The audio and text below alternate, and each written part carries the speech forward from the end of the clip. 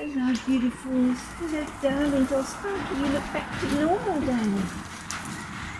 Boys, I rescued you in 1996 and you were electrocuted. And the electrocution took away the sight of that eye. And he had to live on fruit juice for a week. But he's amazing because he's the patriarch.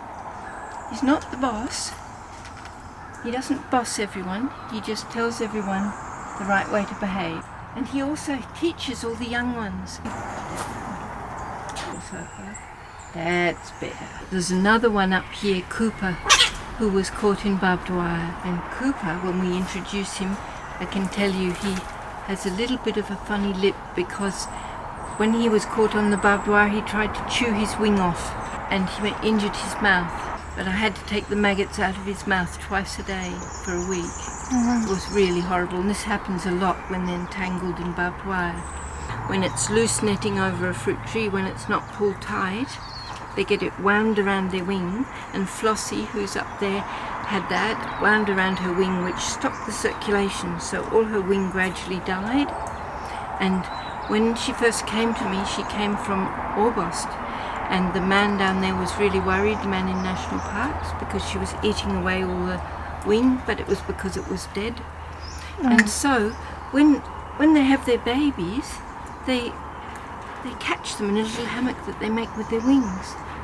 But in the case of Flossie, I thought, how's she going to catch? Because she's got no more wing membrane left from chewing it off.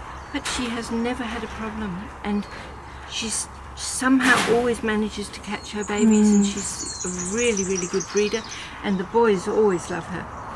She's very popular. There is better netting that you can buy that's white and thick, but in fact if you draw the netting tight over fruit trees, some people draw it over a whole orchard really tight, and they can grow anything they like inside, and then they don't have birds getting caught or flying foxes getting caught if it's pulled tight.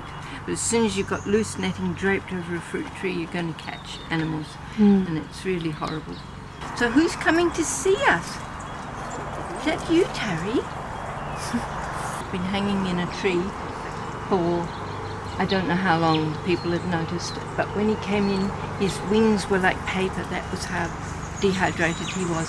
So I didn't just give him oral rehydration, I put him in a warm bath. I just held his head and his feet out. And the reason that all these flying foxes are here at Potoroo Palace is because they've chosen not to be released because they can't fly.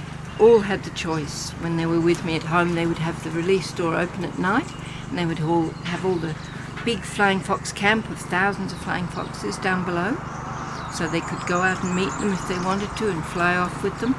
And all the ones that we have here now are the ones that couldn't fly, so they couldn't leave. The amazing thing is that they have babies every year, because of course they mate, and the babies can fly. So there's no way we're going to keep the babies in a cage. So the babies go to a creche with all the little orphans. Here comes Flossie. Hello, darling. Hello, Flossie. Well, you feeling a bit pecky. The mothers are so good. So after they catch them in that hammock, which is their wings, the baby climbs up and fastens itself onto a teat, onto a nipple, which is under the arm.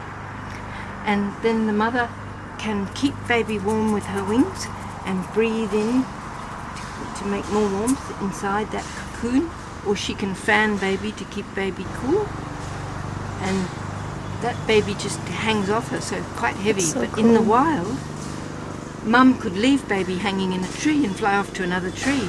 When they have their babies, when the little ones get to 13 weeks, we catch them, take them away, and the mothers say, thank you, because they're starting to fly at 13 weeks, so it's a good time for them to go up to creche, and they go with all the little orphan flying foxes who are just learning to fly as well, and they have a wonderful time, all these teenagers together, and they're again very close to a colony, a camp, so they can fly out and meet all their elders and meet all their friends and relations.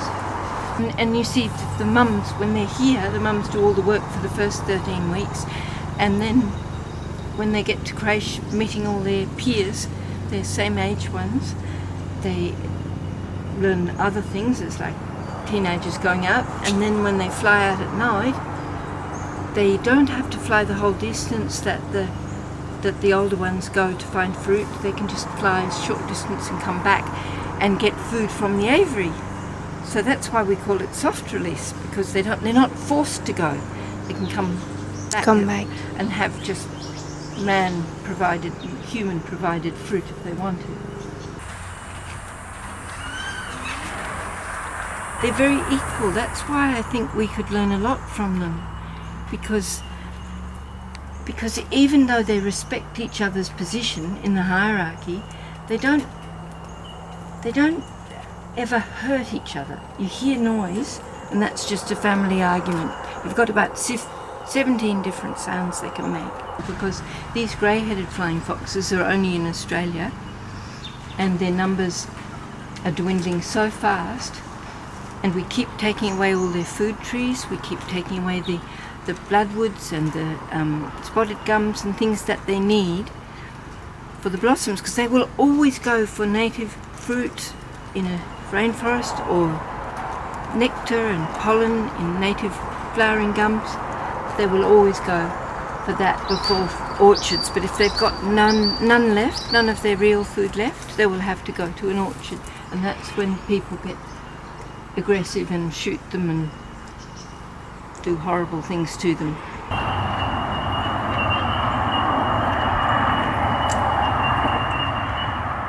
And they do so much work for us, because they're spreading the seeds from the rainforest fruits and the seeds from the different species that they're eating. They spread them all up and down the east coast, and it's amazing because where I live, I moved there because there was a flying fox camp, and now Panbula wetlands in Pambula, the trees have grown so big, and so they all moved from where I live to Panbula, and it's a much better place because it's got water, and so it can be a mothering camp. And it's wonderful when they've moved to Panbula now, we're seeing all these species that they're eating. They're dropping the seed on the ground, so we've got all these new species that are needed for flying foxes. They're growing up underneath the camp, the new camp there.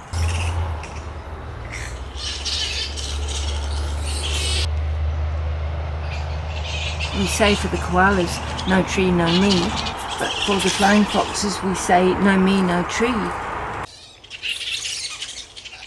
The only reason they move is where the food is. And when they moved to the Botanic Gardens in Melbourne, it was because so many of their forest trees had been taken away by the logging and by agriculture. They could find in the suburban gardens enough to eat, and so they stayed there.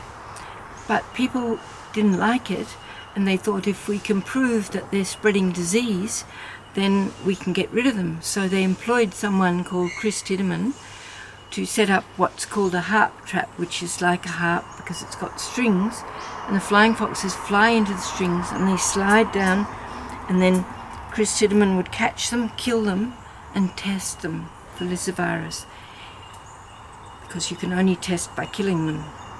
And he tested 400, not one single case of lyssavirus, so it wasn't proving what they wanted to prove, because they weren't spreading any nasty disease. So luckily a woman called Linda Collins was there, and she was a flying fox person. She was there as a witness, and she said, if you stop the killing now, I won't go to the media. So no one heard about that horrible thing and how there was no disease at all. So they still didn't want the flying foxes in the botanical gardens, so they started doing what they call relocation, which is in fact torture, loud explosions and smoke, so that they had to move, and they moved to Yarra Glen. And in that first year 5,000 died because it was too hot for them, there was no undergrowth. But this wonderful man called Lawrence Pope the next year organised a lot of plantings and growing all the undergrowth, so now they can live happily at Yarra Glen. we could learn a lot from flying foxes, because when a new one comes in, they welcome, and they put their noses in the fur and they make this lovely purring sound, finding out where that new one has been, but also welcoming them. It's amazing. They are so misunderstood. I cannot believe how gentle they are. You know, like, I've had my hand in their mouth so many times when I'm feeding them. Never, never, never hurt. And they are never aggressive to each other. But you wouldn't know, because you hear them having arguments and sorting things out. No one hurts anyone.